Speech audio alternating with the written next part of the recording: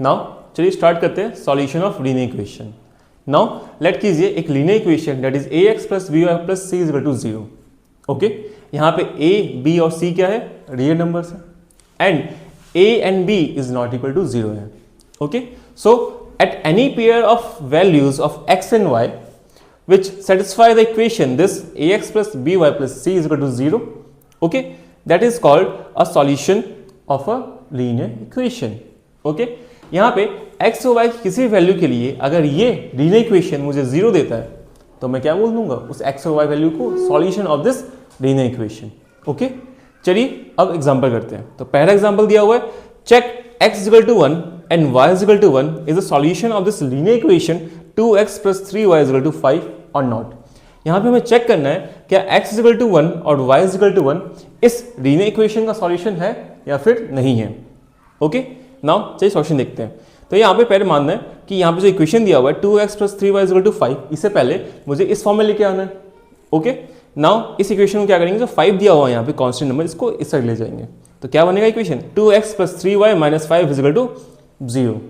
Okay, now इसे मानेंगे equation number 1 और इस इक्वेशन में x की जगह पे 1 और y की जगह पे क्या पुट कर देंगे, 1 पुट कर देंगे।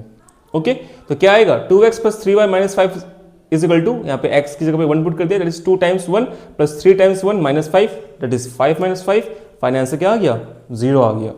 Hence x is equal to 1 and y is equal to 1 is a solution of this linear equation।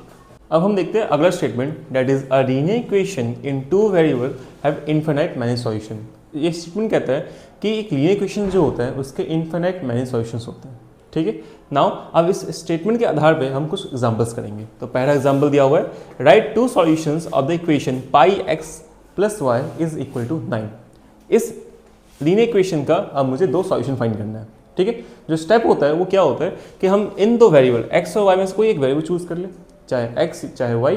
ठीक है, और वहाँ पे कोई भी एक रैंडम वैल्यू पुट करके देख ली। ठीक है, ध्यान रहे वो वैल्यू कैसा होना चाहिए, एक नेचुरल नंबर होना चाहिए। ठीक है, नाउ पुट किया हमने यहाँ पे x इक्वल टू 0। ओके, जब x इक्वल टू 0 पुट किया तो y क्या आया, 9 आया। ओके, सॉल्व करने के बाद सो 0,9 is a solution of the given equation.